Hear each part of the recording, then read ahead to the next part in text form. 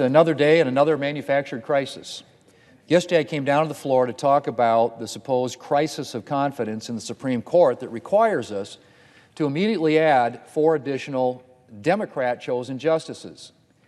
Today I want to talk about another manufactured crisis, and that is the supposed election crisis that requires us to pass H.R. 1, a Democrat piece of legislation designed to increase Democrats' chances of maintaining their current tenuous hold on power. H.R. 1 is not new legislation, Mr. President. Democrats introduced a nearly identical version of this bill in the last Congress as well. Back then, we were told that we needed this bill to address profound electoral problems in our democracy. In other words, Democrats didn't like the results of the 2016 elections. Then, of course, last year, we had an election with record voter turnout, highest voter turnout since 1900, an election that gave Democrats the presidency and paper-thin majorities in Congress, and the story changed. Now we're being told that we need to pass H.R. 1 and federalize elections because legislatures around the country are passing, quote, voter suppression laws.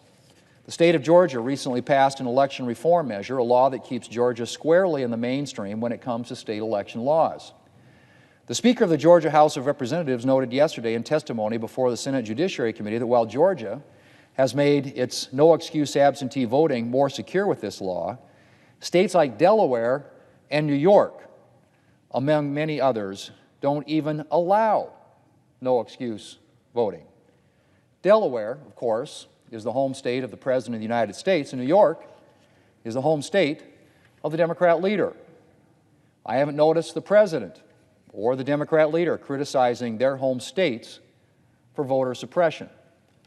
Nevertheless, Democrats decided that the Georgia measure would serve as a useful rallying cry for H.R. 1. So they spread a web of misinformation and outright lies, attempting to get people worked up by portraying Georgia's fairly ordinary election law reforms as a radical attempt to suppress voters and to suppress votes. President Biden irresponsibly described the law as Jim Crow on steroids, as if the Georgia legislature had decided to reinstate the evil of segregation. The President has been repeatedly, Mr. President, repeatedly rebuked by none other than the Washington Post for repeating a completely false claim about the Georgia law. In fact, the Washington Post gave the President 4 Pinocchios, a rating that the Post reserves for, quote, whoppers, for his false claim that the law is designed to keep working Americans from voting. In fact, as the Post fact-checker piece makes clear, there's reason to think that the law might actually, wait for it, Mr. President, expand access to early voting. A fair-minded piece in the New York Times, hardly a newspaper that carries water for Republicans, concluded that the voting provisions of the Georgia law are, and I quote, unlikely to significantly affect turnout or Democrat chances, end quote. But that hasn't stopped Democrats from using Georgia's law as the poster child for supposed voter suppression and a pressing reason to pass H.R. 1. So let's talk about the substance of H.R. 1. To start with, this legislation would transfer control over elections from states to the federal government, despite the fact that the Constitution gives primary control over elections to the states. Under this law, states' ability to develop election systems that address the needs and challenges facing their states would be substantially limited. Of course, Democrats would like us to believe that this federal power grab is urgently needed since, they argue, states are contemplating voter suppression laws. But as I pointed out, Mr. President, the last election, with its record turnout, largest turnout since 1900, did not exactly suggest that states are incapable of setting their own election rules. Mr. President, ironically, H.R. 1, which purports to be an election integrity bill, would actually undermine election integrity. The bill takes aim at state voter ID laws, a longtime obsession, I might add, of the Democrats. I've always been at a loss, Mr. President, to understand Democrats' passionate opposition to requiring people to provide identification before voting. Democrats, of course, present voter ID laws as an attempt to suppress votes by forcing people to go through a challenging process of obtaining a government ID. I have to ask if Democrats also think laws requiring ID to drive are somehow discriminatory. We constantly require photo identification in our society to drive, to board planes, to enter many government buildings, to pick up tickets to a Major League Baseball game. These requirements are pretty universally accepted. It's difficult to understand how requiring identification to vote is so outrageous. The American people don't seem to think so. Polls show that a majority of Americans support voter ID laws. In addition to effectively eliminating states' voter ID requirements, H.R. 1 also require that states allow ballot harvesting, the controversial practice of allowing political operatives to collect and submit ballots. Needless to say, ballot harvesting opens up a lot of questions about voter fraud and election integrity. But the Democrats' bill would require it. Mr. President, as I mentioned, Democrats introduced an almost identical version of H.R. 1 in the last Congress. And get this, the ACLU opposed it. The ACLU opposed it. That's right.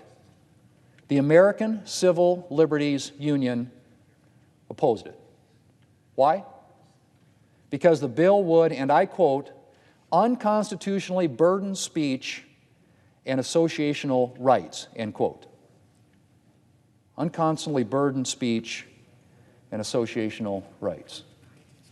H.R. 1 would impose a vast new array of restrictions on political speech and issue advocacy. And it would impose disclosure requirements for organizations that would open up donors to retaliation and intimidation. Mr. President, I could fill up several speeches with a discussion of all the bad provisions in this bill.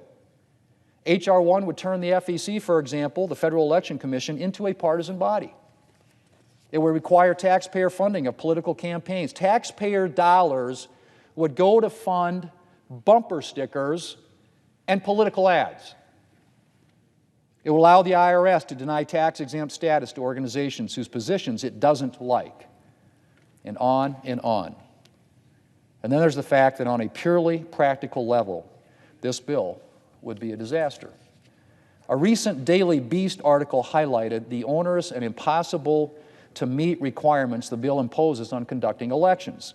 To quote the Daily Beast, another media outlet not exactly known for its favoritism toward conservative Republicans, the bill, it says, and I quote, was written with apparently no consultation with election administrators, and it shows.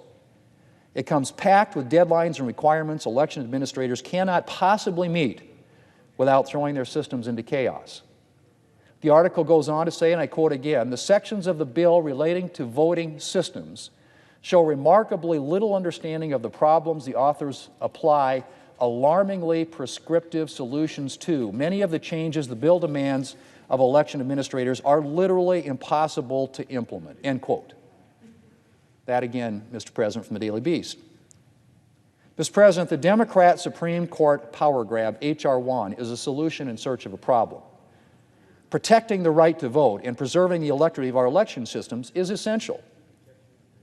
And while we are fortunate that our election system, by and large, seems to be operating well, there are certainly measures that we could take up to further enhance election integrity. But, Mr. President, H.R. 1, H.R. 1 is not one of those measures. This legislation is an unacceptable federal takeover of elections that would undermine election integrity and substantially curtail First Amendment rights. And every single member of Congress should be opposing it. Mr. President, I yield the floor.